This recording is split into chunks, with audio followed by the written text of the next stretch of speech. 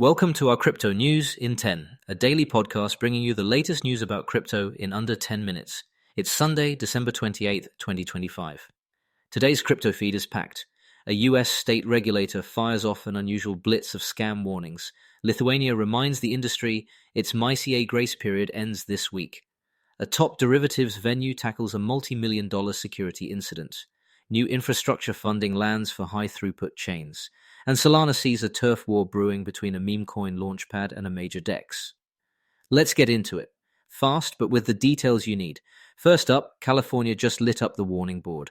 The state's Department of Financial Protection and Innovation issued 16 consumer alerts across December 27 and 28, flagging dodgy crypto websites and brokers. The list ranges from romance-style schemes to advance fee cons, and even sites spoofing big names with lookalike branding. Think fake brands using names like Uniswap LLC or ETH Wintermute. DFPI says victims reported losses up to about $1.2 million, and it urges extreme caution with unsolicited pitches, especially those that start on social media and then shift to investing. A burst of this size is rare for the agency. The last broad crypto alert barrage came in mid-June. Consider it your friendly reminder. Slow down, verify domains, and be skeptical of anyone pushing urgency around deposits. Source: The Block. From US consumer protection to EU compliance clocks, Lithuania is putting the industry on notice as its MiCA transition window closes this week. The Bank of Lithuania reiterates that crypto asset service providers operating in the country have until Wednesday, December 31st, 2025, to be licensed under MiCA if they plan to keep serving customers into the new year. Otherwise, they should have begun an orderly wind-down, communicate clearly with clients, return assets, and stop new onboarding. Officials say roughly 30 firms have applied so far, out of more than 370 that once registered activity, with about 120 still actually operating.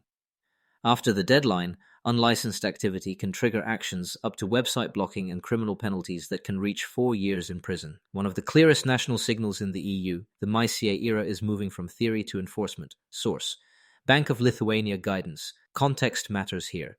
Lithuania also underscores that during the transition, firms registered in one EU state cannot passport services across the bloc. It's license or local only. And for e-money tokens like stablecoins, additional payment licensing may be required in 2026. If you're a user in the Baltics or your provider is based there, now is the moment to check their status and plan accordingly. Source: Bank of Lithuania materials. Over to security. Deribit, the dominant crypto options venue, is working through a $28 million loss that prompted a temporary halt on withdrawals. The exchange says the loss will be covered by reserves, leaving its insurance fund untouched and operations otherwise intact.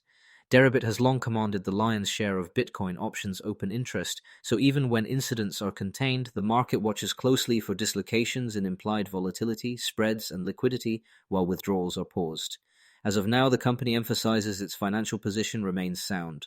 Source: The Block. Before we continue, here's a message from our sponsors. Need elite developers fast? Elite Coders connects you with rigorously vetted senior engineers in 24 to 48 hours. Staff augmentation, dedicated teams, or full project delivery, we've got you covered. Visit elitecoders.co to get started today.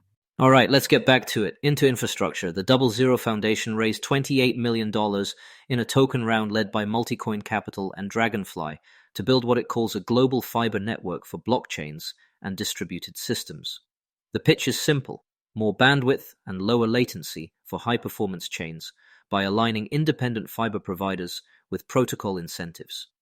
Alongside the raise, DoubleZero unveiled a permissioned testnet targeting Solana validators and RPC providers, with a public mainnet penciled in for the second half of next year. If it works, think of it as network plumbing, less glamorous than tokens, but potentially important for throughput and consistency during peak loads. Source: The Block. And finally, Solana's in-house competition got real this week. Pump.fun, the meme coin launchpad that auto-routes liquidity once tokens reach a set market cap, appears to be testing its own automated market maker. That's a direct shot across the bow of Raydium, Solana's leading AMM, and markets reacted.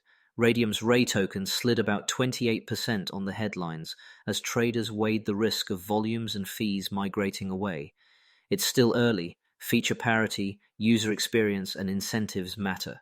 But it's a reminder that on fast-moving chains, distribution is king. If the launchpad controls the first stop of liquidity, the downstream DEX may have to fight harder to keep it. Source: The Block. Quick perspective to tie things together. In the US, a watchdog tells retail users to slow down. In the EU, a central bank tells providers to speed up into full licenses. At the same time, venues face constant security stress tests, builders raise capital to make the pipes faster, and on Solana, the competition for where a trade happens is shifting at the app layer. Different vectors, same theme. We're moving from the speculative era to operational maturity, with real rules, real infrastructure, and real consequences. That's the rundown. California's 16 scam alerts, Lithuania's MiCA deadline and enforcement posture, Deribit's $28 million incident under control, DoubleZero's $28 million bet on bandwidth, and a Solana shakeup as Pump.Fund tests an AMM and Raydium's token wobbles. Stay safe, check your provider's licenses, and keep an eye on where your liquidity actually lands. We'll be back tomorrow with the next wave. Thanks for listening, and see you tomorrow.